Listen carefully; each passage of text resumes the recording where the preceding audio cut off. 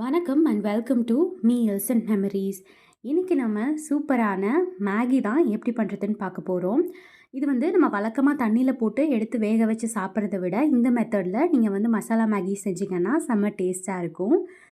அடுத்த தடவை நீங்கள் மேகி செய்யும்போது கண்டிப்பாக இந்த மாதிரி செஞ்சு பாருங்கள். வீட்டில் இருக்க எல்லாருக்குமே ரொம்ப பிடிக்கும். அதே மாதிரி நம்ம குட்டீஸ்க்கு கொஞ்சம் ஹெல்த்தியாக செஞ்சு கொடுத்த மாதிரியும் இருக்கும் ப்ளெயினாக செய்கிறத விட. ஸோ ஃபஸ்ட்டு ஒரு கடாய் வச்சுக்கோங்க. அதில் ஒரு 4 ஸ்பூன் அளவு எண்ணெய் சேர்த்துக்கோங்க.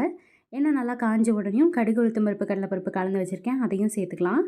கடுகுலாம் நல்லா பொரிஞ்ச உடனேயும் 2 பெரிய வெங்காயத்தை இந்த மாதிரி பொடி பொடியாக கட் பண்ணி வச்சுருக்கேன், அதையும் நம்ம சேர்த்துக்கலாம். நல்லா ஃபைனாக சாப் பண்ணிடுங்க. இந்த மாதிரி குட்டி குட்டியாக கட் பண்ணிவிட்டு அதையும் சேர்த்துட்டு நல்லா வதக்கி விட்டுடலாம். வெங்காயம் நல்லா பொன்னிறமாக வதங்கி வர வரைக்கும் நம்ம வதக்கிக்கலாம். இங்கே பாருங்கள், வெங்காயத்தோட கலர் சேஞ்ச் ஆக ஆரம்பிச்சிருச்சு. இப்போ இந்த ஸ்டேஜில் நம்ம தக்காளி சேர்த்துக்கலாம். நான் 2 பெரிய சைஸ் தக்காளியை இந்த மாதிரி நல்லா குட்டி குட்டியாக பொடி பொடியாக கட் பண்ணி வச்சுருக்கேன். நல்லா பழுத்த தக்காளி, ஸோ சீக்கிரமாக குழஞ்சி வந்துடும். ஸோ இந்த தக்காளியும் சேர்த்துட்டு நம்ம நல்லா வதக்கி விட்டுறணும். தக்காளியும் நல்லா குழஞ்சி வதங்கி வரட்டும். அதுக்குள்ளே நான் இன்றைக்கி 4 மேகி பேக்கெட்ஸ் எடுத்திருக்கேன். 4 மேகி பேக்கெட்ஸ் இதை நம்ம பிரிச்சுட்டு உள்ளே இருக்க மசாலாவையெல்லாம் தனியாகவும் நூடுல்ஸை தனியாகவும் எடுத்து வச்சுக்கலாம். இங்கே பாருங்கள், நூடுல்ஸ் எல்லாம். அடுத்ததாக இதில் இருக்க அந்த மசாலா பேக்கெட்களையெல்லாம் நம்ம பிரித்து எடுத்துக்கலாம். நான் தனியாகவாக எந்த மசாலாவும் சேர்க்க போகிறது கிடையாது. இந்த மசாலா மேகியில் கொடுத்துருக்க மசாலா மட்டும்தான் சேர்க்க போகிறேன்.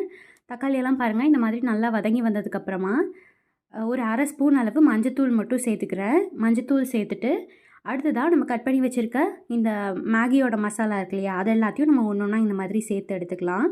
இது எல்லாத்தையும் நம்ம சேர்த்துட்டு அதுக்கப்புறமா இந்த நம்ம நல்லா கலந்து விட்டுடலாம். தக்காளி வதங்கினதுக்கப்புறமா உங்ககிட்ட காய்கறி ஏதாவது இருந்ததுன்னா, அதாவது கேரட், பீன்ஸ் இந்த 2ம் இருந்ததுன்னா அதையும் நம்ம குட்டி குட்டியாக கட் பண்ணி சேர்த்துக்கலாம். நான் கேரட், பீன்ஸ் எல்லாம் இன்றைக்கி சேர்க்கலை, பட் வழக்கமாக அதை சேர்த்து செய்வேன். ஸோ நம்ம குழந்தைங்களுக்கு கொடுக்கும்போது நல்லா ஹெல்த்தியாக கொடுத்த மாதிரி இருக்கும். இப்போது நம்ம மசாலாவை எல்லாத்தையுமே சேர்த்ததுக்கப்புறமா நல்லா இந்த மாதிரி கலந்து விட்டுருங்க. அடுப்பை நல்லா மீடியம் ஃப்ளேம் இல்லைனா சிம்மில் வச்சுட்டு கலந்து விடுங்க. இல்லைனா மசாலாலாம் நல்லா கரிஞ்சிரும். அதனால் நம்ம சிம்மில் வச்சுக்கலாம். சிம்மில் வச்சுட்டு இந்த மாதிரி கலந்து விடுங்க. ஒரு 2 நிமிஷம் போல் மசாலாலாம் எண்ணெயிலேயே நல்லா வதங்கணும்.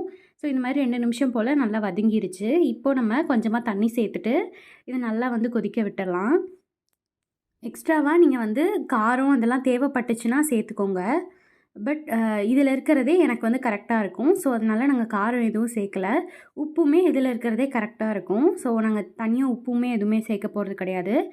இப்போது இந்த ஸ்டேஜில் நம்ம தண்ணி சேர்த்துக்கலாம். நான் 4 பேக்கெட்டுக்கு 1 லிட்டர் அளவு தண்ணி சேர்த்தேன். தண்ணி சேர்த்துட்டு நல்லா ஒரு டைம் கலந்து விட்டுட்டு தண்ணி நல்லா கொதி வர வரைக்கும் நான் மூடி வச்சு நல்லா கொதி வர வரைக்கும் வெயிட் பண்ணேன்.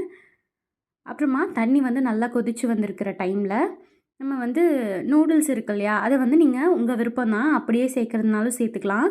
நான் குட்டி குட்டியாக உடச்சிட்டு சேர்த்துருக்கேன். ஸோ குழந்தைங்களா இருந்தாங்கன்னா அவங்க அப்படியே நீளமாக வரதுக்கு விரும்புவாங்க. பட் பெரியவங்களுக்கு இந்த மாதிரி உடஞ்சிருந்தால் தான் அள்ளி சாப்பிடும்போது கரெக்டாக இருக்கும் அப்படிங்கிறதுனால ஸோ நூடுல்ஸையும் நான் சேர்த்துக்கிறேன். தண்ணி இந்த மாதிரி நல்லா கொதித்து வந்ததுக்கப்புறமா நூடுல்ஸையும் சேர்த்துட்டு நல்லா ஒரு டைம் கலந்து விட்டுறலாம்.